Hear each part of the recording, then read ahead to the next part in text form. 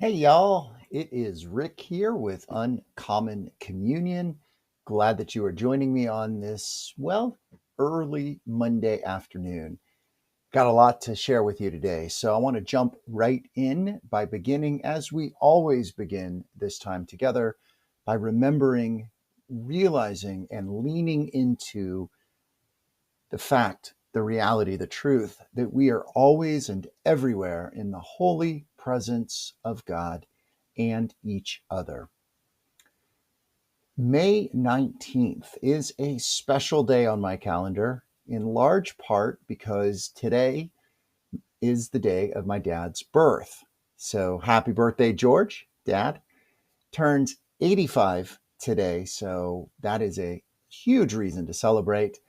I want to share a little bit more about that with you. Also, on this date, I am remembering, just actually kind of popped into my head. I hadn't remembered that, that it was in 1998 that my students, at that time I was teaching in a Catholic girls' school south of San Francisco on the peninsula, and I walked into my sophomore religion class and they said, "Surprise!" And the reason I remember that it's today is I thought, whoa, today's my dad's birthday, the 19th. Like, were they celebrating a surprise party for my dad? No, it turns out they weren't. It was for me because I had just announced recently to them that I had gotten engaged, that my wife, Erin, had asked me to marry her, and they were celebrating the engagement. So that was 20, what is that, 27, 28 years ago, 1998. My math is not great here. But here's some interesting math. Those girls, this is a girls' school, those girls who were sophomores then were in class of 2001. They are 42 years old now. So hard to believe how time passes, how quickly things move along. I want to start with kind of a more ominous, urgent thing, and then I want to shift into three little prayers today. So we're not going to just end with one prayer at the end. We're going to end with kind of three little prayers as we go through. The urgent thing is this, though. I'm going to post in the notes for this, and I posted in my notes, which is the flow of things like kind of the Twitter feed, if you will, here in Substack. It's an urgency. There is an urgency that is here, y'all, and I don't like to dwell on this. I know that it's tough, and in our daily life, we're living our lives, and I am seeking to be as healthy spiritually and emotionally and physically as possible, and I imagine you are too. We're doing our things, right? And yet at the same time, there is truly, as this article says, a five-alarm crisis that is unfolding in our democracy. And it continues to just get worse. I mean, Trump is deranged. He is off the rails. Look at what he's truth socialing about Bruce Springsteen and Taylor Swift. Look at the $400 million bribe in the airplane that he was going to take last week. Look at what he is supporting in the ridiculously brutal budget that his party, his MAGA party, are putting forward. And there's just so much more, right? Really, the thing, again, to focus on, I think the most important thing is the way he's defying the courts, the way he and his henchman, his minion, Stephen Miller, are talking about denying due process. They already are denying due process. And that is foundational and fundamental. So I don't want to dwell on this except to say we have to pay attention to this. And I think, quite honestly, y'all, if you're here on Substack, you're probably listening to things like this and to other voices. We need to talk to the people in our lives about this. We don't need to be Chicken Little. And yet, at the same time, the sky is falling on our democracy. And as this article that I'm going to share with you says, you know, people who are historians about tyranny and how tyranny unfolds and what happens are really saying that we're seeing a pattern here. The authoritarian dictatorship playbook is unfolding here. And one of the things that is part of that has to do with terrorist attacks and huge upheavals and things like that. So please read the link that is there. Please talk to people in your life about this. And please also balance your life. And that's really what I try to do here in these messages. So, keeping in mind the urgency of what is unfolding around us, being vigilant, being ready to act boldly and decisively and with courage and conviction when the time comes, let us also nourish ourselves. And one of the ways that I do that is, and I hope you do it as well, is with prayer and meditation, contemplation, paying attention to the world around me, to the people and the places and the things that I encounter. I want to share something with you. I don't think, shared with you before, a little bit about how I pray. And by sharing this, I want to be more accountable, that I will more consistently and diligently offer this prayer on a daily basis, because I just did it a few minutes ago, and it just nourishes me. It fills my soul with joy and goodness. And every time I do it, I'm like, why don't I do this every day? And yet life is busy. I find other things, I get distracted. But sharing this with you here today, y'all, I want to plant a flag and say this is important. So here it is. So I have a journal, and this is an interesting little journal. It is from a collection of physical items. They also have these fidgets. Here's one of them right here. I'll put a link to it in the chat. I'm forgetting the name right here off the top of my head, but I'll put it into the chat. But anyway, it's a tactile notebook. You can kind of see this right here. You can kind of play with it a little bit. The pages themselves are embossed, and it's kind of a neat place to write. I also have this pen that goes with it. Looks like we're doing some show and tell today, I think.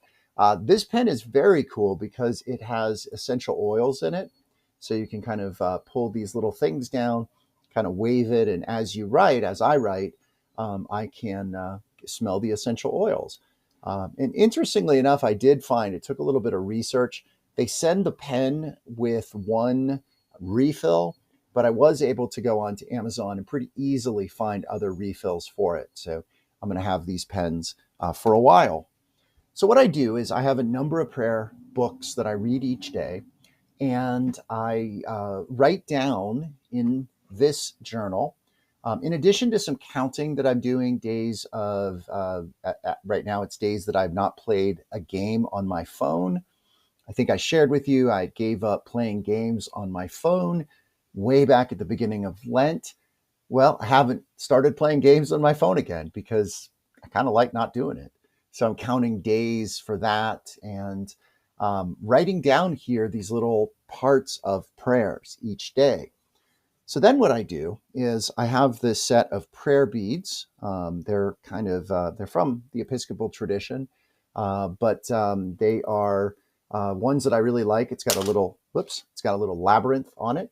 I just found this on Amazon, I believe. And then I just pray prayers, just bead prayers, using the words that I'm going to share with you here in just a second. These were my prayers for the day. And I just love the tactile nature of this. Again, I come from the Catholic tradition. I've never been a huge fan of the rosary. It's never just been something that has really significantly spoken to me. But I do like the tactile feel of the beads and the repetition, the mantra that is offered. So I want to share with you the three prayers that I found in the books that I read, and just a little reflection on each one.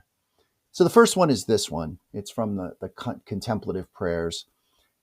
Life-giving Holy Trinity, thank you for the gift of the human journey. Help me to use this lifetime to become love. A couple quick thoughts on that.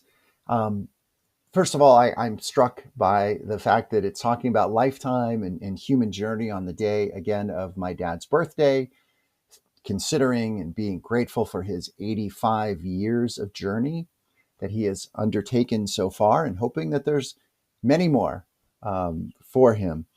But I also like this lifetime, this prayer, lifetime to become love.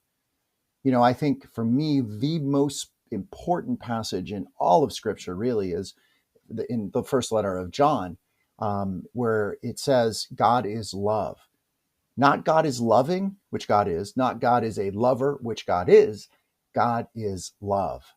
And love there is a noun, right? Love is a verb. Also, love is an adjective, loving, but to become love. We are called, like Christ, who became incarnate, love incarnate. We are already incarnate. We are physical. We are called to be love also, right? And I'm just grateful for the ways that my dad across his lifetime has become love in the generosity he provides, the care that he has provided, the dedication. He is a very, very dedicated man, and loyal to his family and to what he believes in. So just an honor and a blessing for him today. The second prayer comes from Meister Eckhart, and I've shared about this book before. This is a short one. It says, strange as it sounds, we scale the walls of Christ's highest holy place, never all at once, but slowly, conversation style, finally and only by love. Wow, there's not a lot of words to that one, but packs a lot in it. I am struck by conversation, right? The word conversation, of course, is related to the word conversion. And how are we changed? Well, we are changed in dialogue. We are changed in the act of speaking and listening and sharing and becoming better through that. So I'm just struck again by that image, that scaling the walls of Christ's highest holy place. How do we do that? Slowly and through conversation.